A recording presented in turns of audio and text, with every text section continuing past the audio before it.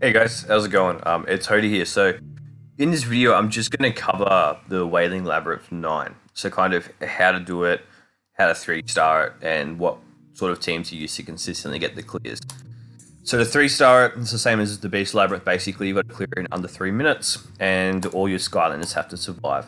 So, the team that I use to 3-star it is this one right here. I know the tri-tip might seem a bit strange.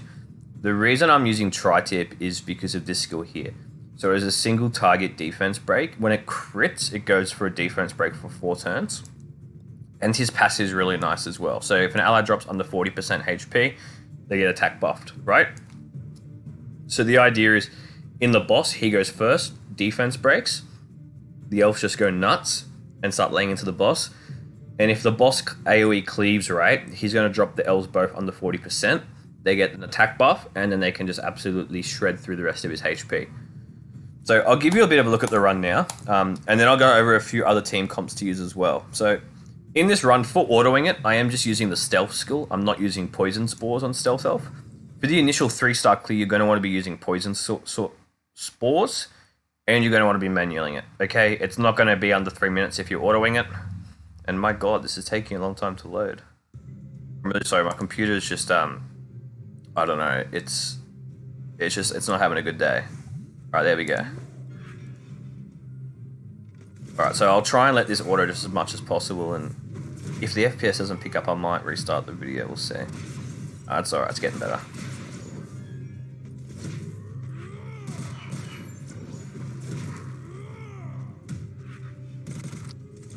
Alright, so one thing to note as well, so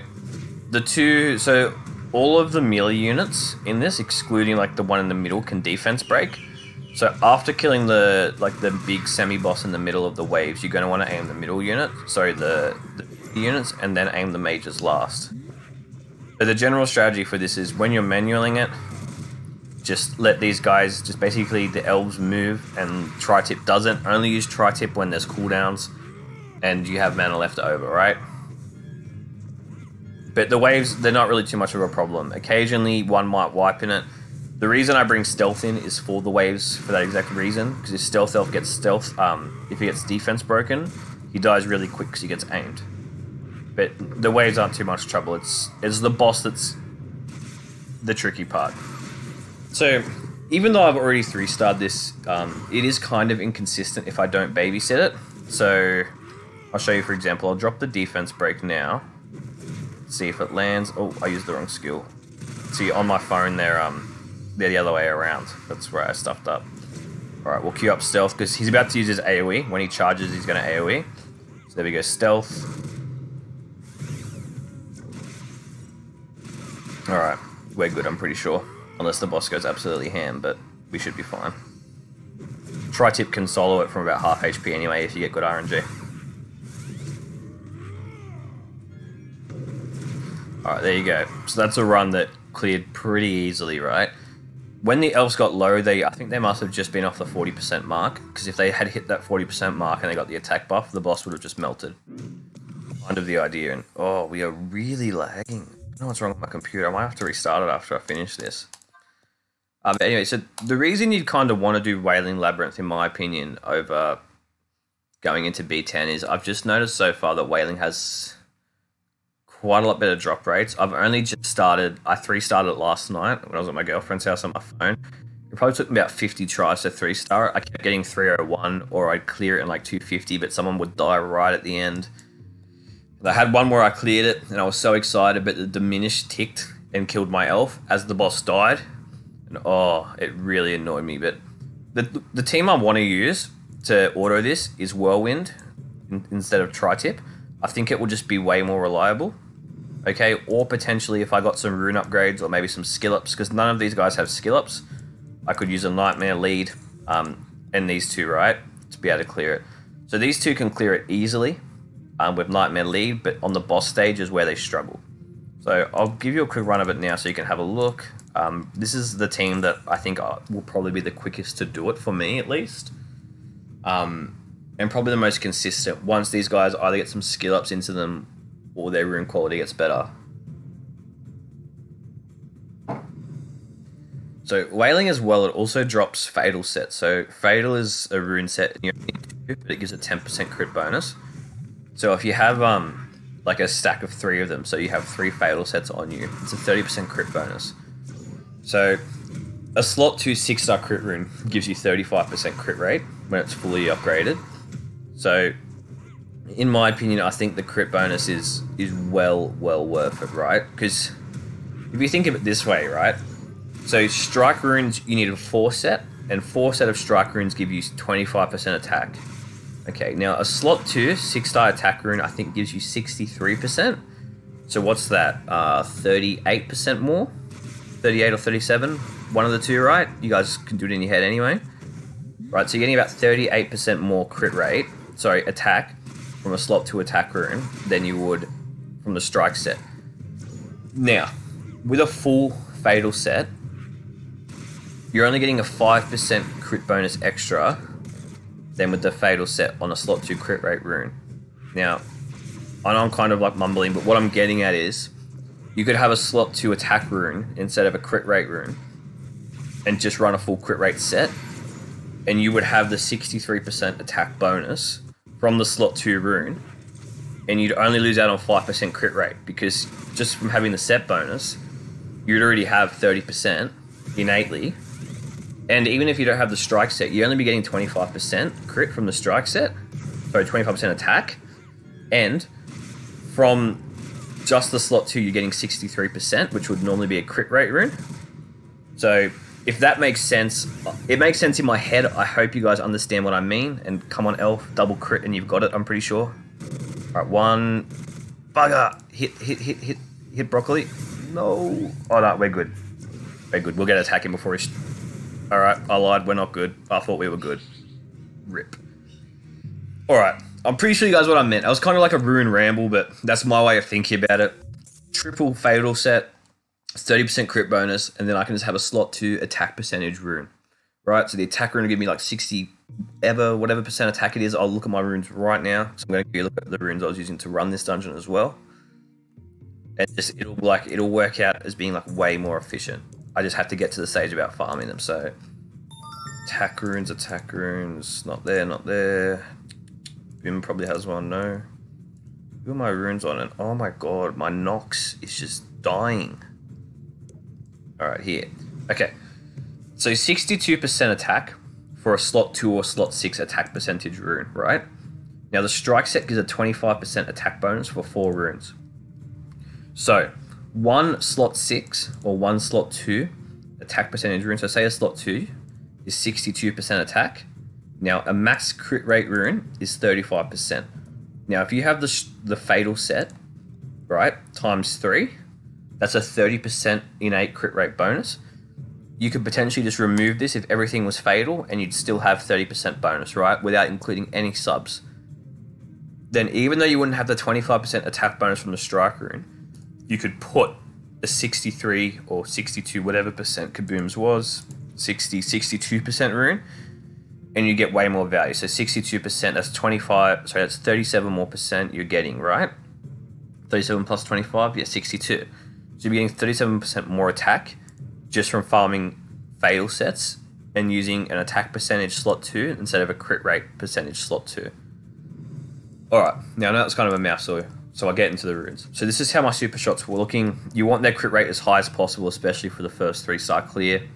I've noticed the block rate in this dungeon is a lot higher than others. There's so many times they just do not crit. Okay, so his runes are these. He's not even on a strike set. He's just on filler runes to get his crit rate as high as possible. What is this one? Is this a... No, I prefer the one that's on there. So his runes are nothing special. This is a really nice rune, but it is only 5 stars, which is unfortunate. This rune's not too great either. It's got crit rate innate, and it's got a double... It might even be in a triple attack roll. I can't remember. I think it was a triple, actually. I'm pretty sure this was a purple. But, that could have been 40%. That would have been a rip. Wait. Yeah, I think this was a purple, right? Anyway. So that rune could have been amazing. Didn't roll that great, but still not a bad rune, right? This is how Stealth Elf's looking, so these are her stats. You know, she's got really high effect accuracy. I'll kind of get into why in a second. So, slot 1, not great. Slot 2, not great. Slot 3, really nice rune. Slot 4 is an effect accuracy. I don't recommend running effect accuracy on slot 4. It's just because of the crit rate, and I want her to crit like really consistently. I could probably switch that out for this, to be honest. It would probably be quite a bit better. Will it? It doesn't really have any offensive stats. I would like an offensive rune here, really. Some like attack subs as well. There's this rune. This rune isn't too great either. And then there's this crit damage rune. And now this one isn't bad. It would be nice if there was a crit rate in there somewhere, but the 2 attack subs are nice on it. It's not a terrible rune. It's not a great rune. And tri-tips runes. Let's get to tri-tip. So for tri-tip, you want effect accuracy on him. I'd say around 100's alright. He's on 99 and it lands most of the time. And he has a lot of effect resistance as well, right? So he's not getting debuffed very often. His stats are pretty low, but if he's not getting debuffed, he lives a really long time. And you want him to be alive because you want him to defense break the boss. Okay, now my tri-tip's only level 53. He's +1. Almost +2. I might +2 him. Well, it's got to pop up, but we're okay, I think. So these are his runes. So that one's a really nice rune. That one's a really, really nice rune. That was a purple rune I had. This one's not a bad rune. This one's okay as well. This one's okay. And this one's nice. This was a purple rune as well, right? So I'm running effect resistance on slot 6. So, yeah, basically with Wailing, to get into it, another tip as well, when you're trying to 3-star originally, say if you do not have Super Shot Stealth Elf, a team I would try and use is Boomer instead, and then maybe Whirlwind if you have it built. I don't know how consistent it would be, or if you'd be able to 3-star it. I feel like you probably could if your runes were good enough, but you just need a bit of luck. It's the same with the team I'm running right now. So I think Zulu would work as well. I think Tri-Tip's better because he has the defense break, but Zulu would give a lot more survivability to the waves. Plus he has the defense buff and the resistance lead. But Tri-Tip's really valuable, right? So with Stealth Elf 2, when you're doing this the first time and you're running Poison Spores, a good thing I'd suggest is, first of all, go for Tri-Tip's defense break, and then go for the Poison Spores, because Poison ticks based on how much HP they have at the moment, right? So not on their max, but their current. So if you drop a Poison debuff right at the start, you'll see it tick for about 5k, right? Right at the start of the match, which is really big. So it ticks 3 times. So you do about 15k just from your first skill, your Poison Spores. So if you're going for that initial 3-star clear, really try and run that. It will make it so much easier to clear through the waves, everything like that. Yeah, but basically, I might wrap it up here. I just wanted to kind of give you guys a bit of a look. I think it's really cool that I found a way I can use Tri-Tip. I've seen him in Arena a couple times, but I didn't know where else he really could be usable. There is a Tri-Tip package in the shop as well at the moment, so like if you're looking to get into W9 and you're lacking a little bit and you don't want to spend any money, there is that as well. I haven't bought it because I am going to sub Tri-Tip out. I plan to wait until the next Mirage Tower reset and then probably skill up my Stealth Elf or Super Shot. I'm not sure which one yet. I'm thinking maybe Stealth Elf first because I think her skill ups will cost a bit less. But we'll see, right? We'll see. Anyway, I'll leave you guys to it. If you have any questions, let me know. This one was pretty short and sweet. If you want to see a bit more in-depth video on Wailing 9, let me know. I am up to farming B10 as well now. I've got my room shuffled around because I've been doing Wailing 9, but I can farm B10. So I have been doing that as well, a bit as well lately. But I've kind of had a bit of a break from it just because it's so like manual intensive. My goal is get some really good crit sets from this, go back into B10, and hopefully with like the good enough room quality, I should just be able to cleave through it. But you'll kind of see in this round, we'll do it'll be Stealth Elf, 1-man army. But alright, so he's gonna do this. The boss is gonna drop the AoE in a second, but hopefully he glances on Stealth Elf. No, he doesn't, but he got the accuracy debuff on Stealth Elf, which isn't the end of the world, but Tri-Tip's not letting his defense break either. I think we're in trouble this one. We might be okay, but we might not. We will see. Nah, he land double diminished. This one's going to wipe, without a doubt. I'd say we'll see if Tri-Tip can clear it, but the diminish should just finish him off. So as you can see, it's not 100%. It is really consistent, though. If I babysit it in the waves, normally nothing dies. I've got 10 out of 10 runs on this before. You just need to babysit it. If you don't babysit it, you can expect about 67 out of 10 with my room quality. But honestly, though, if you have skill ups and you haven't used them yet and you want to put them on something, if I think it might be fully skilled up. I'd probably be able to clear this at close to 100%. Anyway, I'll leave you guys to it. Thank you for watching. I hope you enjoyed, and I will see you in the next one. Ciao.